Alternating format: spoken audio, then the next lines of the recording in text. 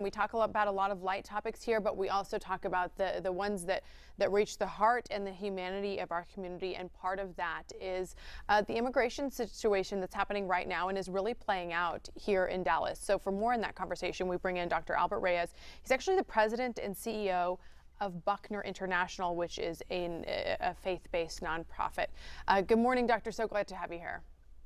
Good morning. Great to join you today. You know, we just during the break, we were kind of bringing you up to speed on this video that we were watching earlier on in the show that depicts a little boy. We think he's maybe 8 or 9 years old, crossing the border, seeing a Border Patrol agent, asking for help, and saying he's afraid that he could be harmed, and that he spent the night alone after trying to make this treacherous journey.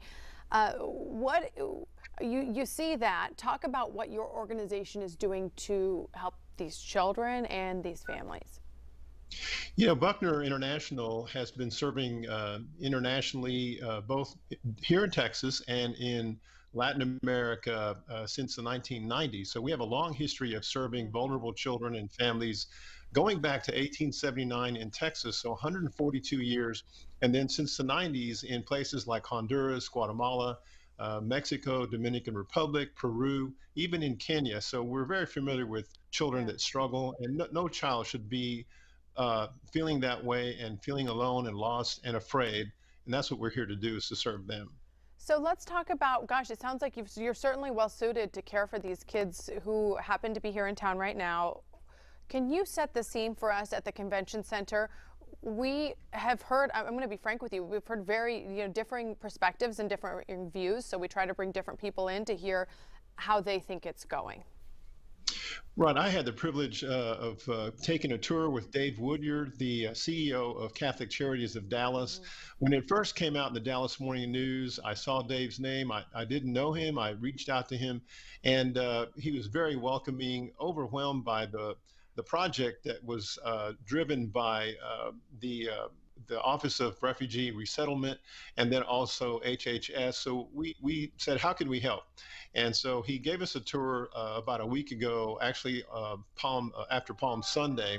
And I walked through the convention center and was able to see, if you can imagine, one large space with 2,300 teen migrants, primarily from Central America, primarily from Guatemala, and some from Honduras.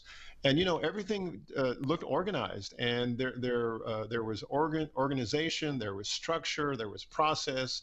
Even some kids were playing soccer, and so we were glad to receive a shipment of soccer balls from FC Dallas. And I think as best as you can be, they seem to be in good condition, good disposition. They had worship services there on Palm Sunday and Easter Sunday. There's ESL classes, medical treatment. I think we're just trying to do what is humanly the right thing to do. And really quickly, did it seem like a packed, like no room, no distancing? Is there, I don't, is it possible to have social distancing when there's that many children there? Or they teens, look like, right, it looked like the cots, because it's just a one room with lots of cots, right? Gotcha. So they look like the cots were spread apart, maybe 4 to 6 feet, but it's hard to pack in 2,300 cots in that space, but they've done it effectively, and it seemed like they were in good shape.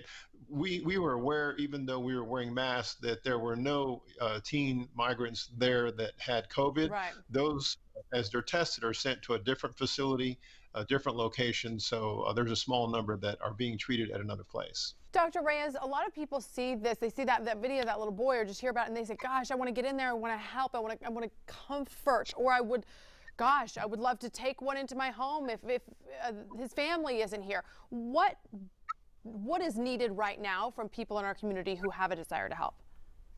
Catholic Charities has said that there are 3 things that are needed at this point. One is to basically have volunteers that speak Spanish. And so they have lots of volunteers already signed up. If you want to volunteer and you're Spanish speaking, you can go to the Catholic Charities of Dallas website and click on the volunteer tab.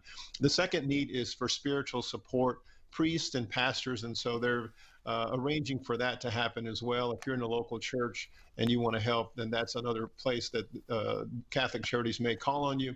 And the third area, which is what they outsource to Buckner, is the collection of resources such as underwear, socks, brand new shoes, clothes, facial wipes, Okay. and just hygiene type products. Those are all being collected by Buckner International. You can go to our website and find the information, as well as Trusted World. Trusted World also is collecting resources, but buckner.org/migrant donations is the place to go. And we're collecting, just waiting for the call for them to tell us it's time for us to bring certain objects, and we're ready to do that. Dr. Albert Reyes, thank you for what you're doing. Thank you for continuing. Gosh, you've committed your whole career to helping people out. So thank you, and thank you for giving us something specific that we can do. I so appreciate your time.